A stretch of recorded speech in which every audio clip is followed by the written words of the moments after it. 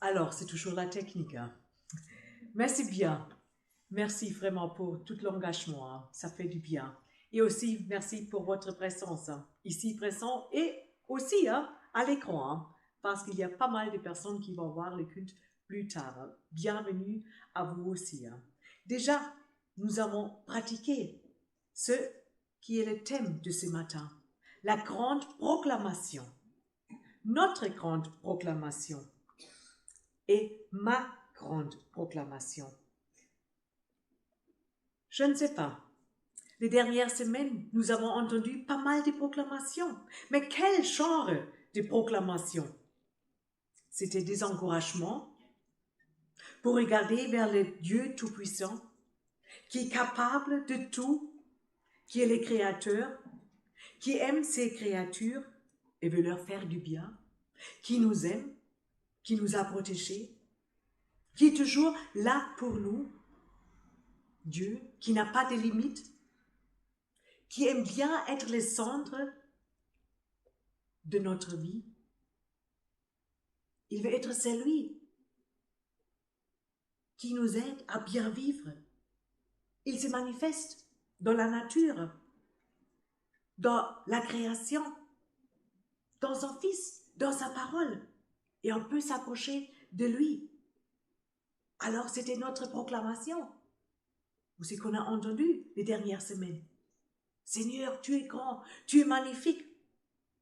Je ne sais pas, mais souvent j'ai eu l'impression ce n'était pas le cas d'entendre des proclamations pareilles, encourageantes. C'était plus un peu la peur. Oh, le virus! Bien sûr, il faut dire, oui, le virus est encore là, il faut faire attention. Mais Dieu est là, le Dieu tout-puissant. Il nous a protégés. Est-ce qu'on a dit, merci Seigneur, c'est bien ce que tu as fait pour nous, c'est magnifique. Et c'est bien de se revoir. Ça nous encourage. Est-ce que mon regard était vers le Seigneur et plus vers les difficultés? Bon, je peux vous dire, hein, au début, c'était plus, je regardais aussi plus vers le virus. Mais au fur et à mesure, Dieu a changé quelque chose en moi. Même avec nos études ensemble aussi, hein, dans des groupes. C'était bien d'être ensemble, hein, pour le culte, pour les groupes de maison, sur Zoom. Dieu a donné aussi des techniques comme ça, c'est bien. Sinon, on était encore plus perdus. Alors, quelle est ma proclamation aujourd'hui? Est-ce que je dis, merci Seigneur, tu es grand, tu es magnifique, je regarde vers toi. Quelle est ma proclamation dans les prochains jours? Est-ce que je fais une différence dans la société? Est-ce que je vais parler de mon Seigneur? Est-ce que je vais proclamer le Seigneur? Les gens ont besoin à ce moment en plus. Seigneur, aide-nous de te proclamer. Alors, la grande louange du Seigneur. Gloire au Seigneur. Est-ce que ça va être sortir de ma bouche? J'aimerais bien apprendre davantage de faire cette louange qui me laisse regarder vers mon Seigneur, mon roi des rois. Le regard vers lui change ma situation parce que lui est l'omnipotent. Il voit la totalité de notre vie, de la vie de tout le monde. Il a un plan pour moi, pour le monde entier. Il est toujours avec nous. Et quand même, malgré le virus, son plan est parfait. Parce qu'il veut nous amener un jour dans le ciel qu'il a créé. Ceux qu'il a acceptés comme Seigneur, comme Sauveur. Dieu, il est grand. Il n'a pas de limites. Ses pensées sont encore plus hautes et grandes que les nôtres, comme c'est écrit dans Ésaïe 55, versets 8 et 9. Ah, j'étais trop vite. Ah, encore un.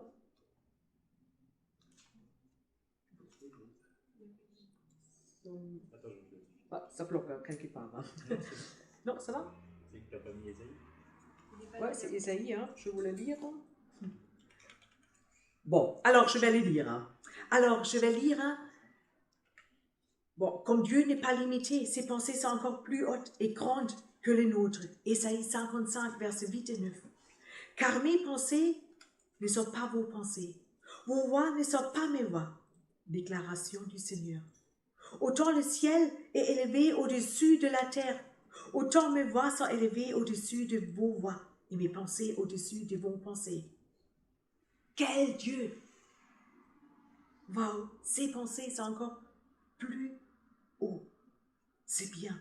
Et il est si grand, hein? Même dans 1 Roi 8, verset 27, c'est Salomon qui dit, « Mais Dieu pourrait-il vraiment habiter sur la terre? Le ciel, malgré son immensité, ne peut déjà pas les contenir. Encore moins ce temple que j'ai construit. » Mais Dieu, il habite en nous. Quelle grâce! Quel privilège! On dit, « Waouh, Seigneur, merci! Hein. Tu n'as pas de limites. » Nous avons quelques limites, hein, ça c'est sûr. Hein. Mais, même avec mes limites, est-ce que je vois de bonnes choses que Dieu me donne chaque jour encore? L'eau est coulée ce matin du robinet. Merci Seigneur. Hein. On a un appartement. Merci Seigneur. C'est incroyable. Est-ce que je vois vraiment de bonnes choses?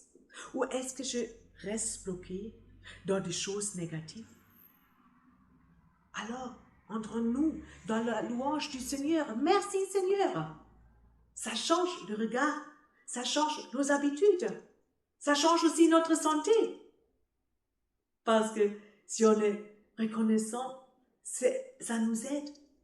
Souvent la santé va mieux après aussi. Hein. Pas toujours, hein, mais ça peut aider. Hein. La louange du Seigneur peut même se manifester dans des situations difficiles. Nous avons des questions. Nous souffrons. Mais nous restons en regardant vers lui, qui a tout accompli pour nous et qui nous accompagne toujours. Alors, il y a la souffrance, mais Dieu est aussi dedans. Il est avec nous. Et notre louange, notre vie ne dépend pas vraiment des circonstances. Notre vie dépend de notre Seigneur. Il est celui qui est, qui était et qui sera toujours là pour nous. On peut dire merci Seigneur, encore une fois. Ma proclamation, merci Seigneur. Souvent on dit aux enfants, et qu'est-ce qu'on dit? Merci. Est-ce que je dis aussi merci pour les grandes choses, pour les petites choses, pour les détails? Est-ce que ça va être ma proclamation les prochains jours? Si je vis avec lui, je suis bien gardée et j'ai un but et un sens dans ma vie. Ma vie ne dépend pas des circonstances, je répète ça, mais de Dieu. Ma vie est basée sur lui, sur ses promesses, sur ce qu'il est pour nous. Hein. Alors, il y a seulement quelques idées. Hein. Il est le créateur, le Dieu tout-puissant. Il sait tout, il voit tout, il contrôle tout. Il est parfait. Et on peut dire merci Seigneur pour ce que tu es. Et aussi, David va nous dire des choses dans le psaume 145. C'est un psaume extraordinaire, aussi dans le sens littéral. Chaque verset commence avec une lettre d'alphabet hébraïque. À l'époque, il était lu pendant la pause de midi.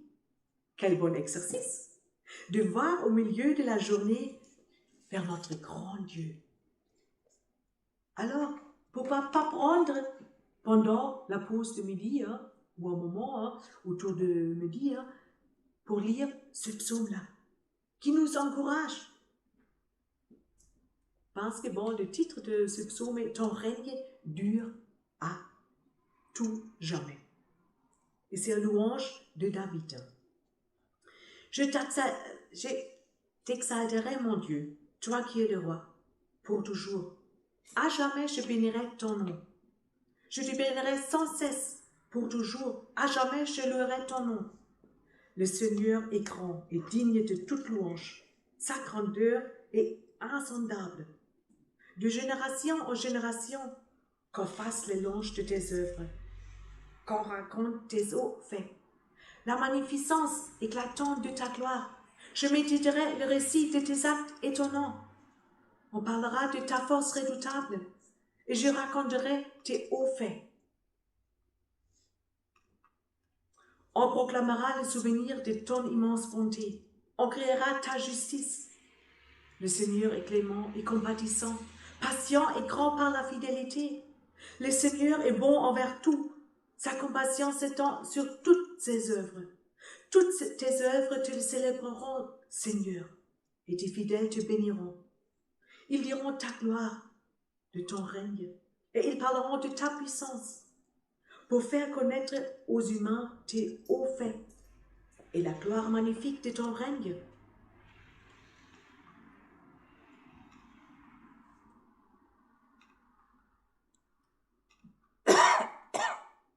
Ton règne s'étend sur tous les âges, ta domination sur toutes les générations. Le Seigneur soutient tous ceux qui tombent, et il redresse tous ceux qui sont courbés. Tout avec espoir, tournant les yeux vers toi, c'est toi qui leur donnes leur nourriture en son temps. Tu ouvras ta main et tu rassasies à souhait tout être vivant. Le Seigneur est juste dans toutes ses voies et fidèle dans toutes ses œuvres. Le Seigneur est proche de tous ceux qui l'invoquent, avec loyauté. Il réalise les souhaits de ceux qui le craignent. Il entend leurs appels au secours et il les sauve. Le Seigneur garde tous ceux qui l'aiment. Il détruit tous les méchants. Que ma bouche dise la louange du Seigneur. Que pour toujours, à jamais, tout être bénisse son nom sacré. Amen. On peut dire, quel feu d'artifice pour le Seigneur, David a écrit. Même si on peut penser que David était aussi dans une situation difficile. Il parle de ça dans verset 14, courbé et tombé. Mais quand même, il loue le Seigneur. Avec un feu d'artifice pour le Seigneur. Bon, peut-être le 14 juillet, on va encore avoir un feu d'artifice. Mais c'est une autre chose. Mais moi, si j'envoie des paroles envers le Seigneur, je dis, merci Seigneur, tu es grand, tu es magnifique, tu es super, tu es éternel, tu es fidèle. On peut toujours ajouter des mots. C'est bien. C'est incroyable comment David proclamait la grandeur de son Dieu. Oui, il sait, c'est son Dieu. Le Dieu qui s'occupe de lui, qui s'intéresse à lui, qui lui donne tout. C'est Dieu et son roi. Le roi qui est le souverain, le beau berger. David est son serviteur. Mais pas si petit, non. Il est héritier du roi parce qu'il est son fils. Et nous, ses enfants, nous sommes des princes et des princesses. Et je peux toujours venir dans la salle de trône. Je n'ai même pas besoin d'une audience. Je peux toujours y aller. Je peux dire, Seigneur, je suis là. Merci pour ta présence. Merci pour des choses que tu me donnes. Merci, Seigneur. Et on peut dire aussi ce qu'on a besoin. Seigneur, je suis devant toi. J'attends toutes les choses de toi. Le roi dans la Bible a un énorme rôle. D'abord, pour le peuple d'Israël, le roi était Dieu. Mais eux voulaient avoir un roi comme tous les autres. Ils ont mis quelqu'un à côté de lui. Et peut-être de temps en temps, ça m'arrive aussi. Je mets quelqu'un à la place du Seigneur. Wow, c'est un peu dur, hein, s'il n'a pas la première place. Et comme ça, je ne regarde pas vers lui. Je regarde vers des circonstances. Alors c'est mieux de regarder vers lui, qui est le roi des rois. Jésus a dit devant Pilate, moi, je suis le roi. Alors, le vrai roi des rois est Jésus, notre maître. Il sait tout. Ce ne sont pas les dirigeants. Mais bon, il faut prier pour eux. Ça, la Bible nous demande aussi. Ils ont la sagesse aussi. Mais la sagesse d'abord est en Dieu. Même moi, bon, je ne suis pas sage. C'est Dieu seul. Dieu peut nous guider dans nos vies. C'est Dieu qui nous guide. Et David ne peut pas faire différemment que de louer Dieu sans arrêt. Bon, si on est occupé comme ça, bon, comme Paul a dit, prier tout le temps. Je te loue tout le temps avec ma vie. On va avoir un sourire dans notre visage. Bon, avec les masques, on ne va pas. C'est un peu dommage, mais à part de ça, c'est bien. Même aujourd'hui, si on est quelque part, ou de dire un mot, ça encourage aussi les autres. Souvent, je me demande, qu'est-ce qui sort de ma bouche? Des mots d'encouragement ou des mots, je ne sais pas. J'aimerais bien être quelqu'un qui encourage les autres, qui donne un témoignage, qui est une lumière pour les autres. Et c'est bien d'annoncer ça. D'abord, Jésus, il est le roi. Et après, de partager ce que j'ai vécu avec lui aussi. Est-ce que je suis vraiment fan du Seigneur? Alors, les fans dans un stade de foot, ils chantent pour le club. Et moi, je chante pour mon Seigneur.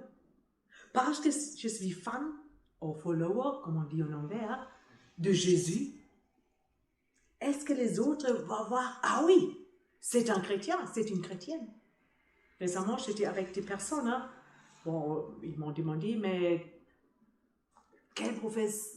vous êtes dans quelle profession? J'ai expliqué, ils ont dit, mais bon, on ne connaissait pas des personnes comme ça. Après, c'est encore amener un peu plus de paroles de Seigneur, de partager ça.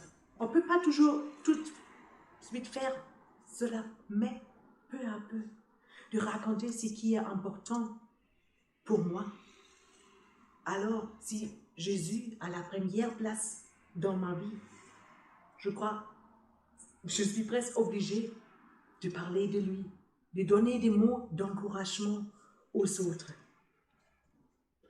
Mon chant ne dépend pas sur quelle place dans la ligue mon club de foot est, ou dans quelle situation je me trouve. Parce que Dieu, il est toujours là. Il a toujours la première place.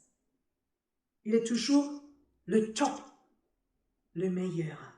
Et je peux dire, merci Seigneur. Et pour ça, je peux l'adorer, comme c'est aussi dit dans Jean 4, verset 23.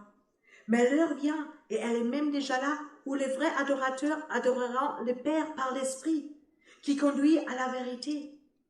Car ce sont de tels adorateurs que le Père recherche. Mais le moment vient, il est même déjà là, où les vrais adorateurs adoreront le Père en étant guidés par son Esprit. Et c'est dans sa vérité, car tels sont les adorateurs que veut le Père. Est-ce que je suis un adorateur du Père Céleste? Je m'encourage d'être quelqu'un qui loue le Seigneur. David a utilisé des mots forts.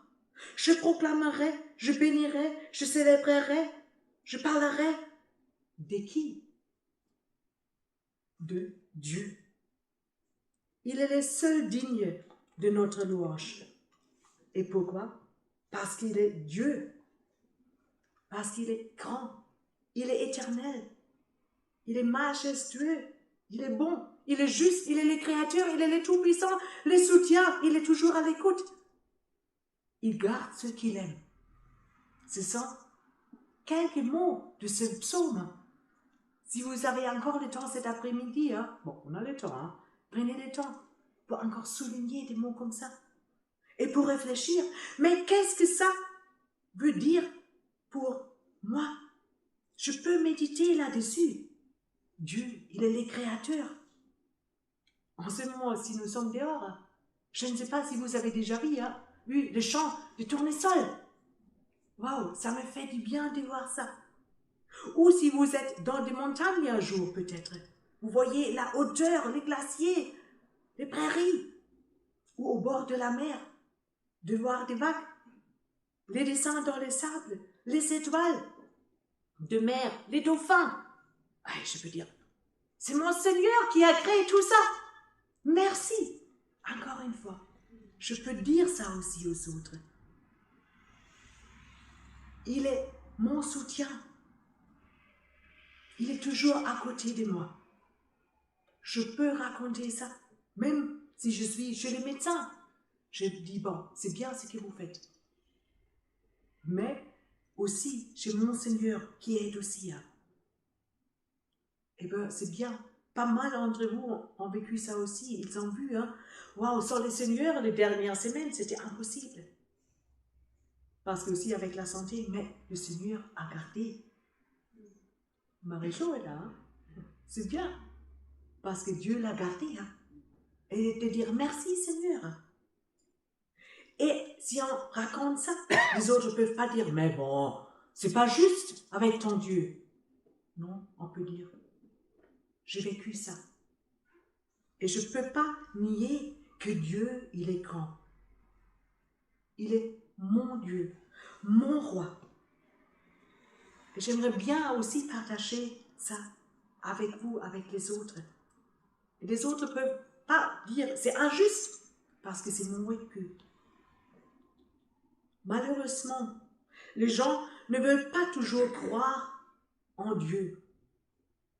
Et cela donne aussi une note dure dans notre texte, ou souvent dans les psaumes. Parce que c'est écrit que Dieu va détruire les méchants. Malgré les bénédictions, la grâce, il existe aussi la réalité de la justice de Dieu. Mais d'abord, il appelle tout le monde de venir vers lui. Il donne la possibilité de prendre la décision pour lui. Il a même donné son fils.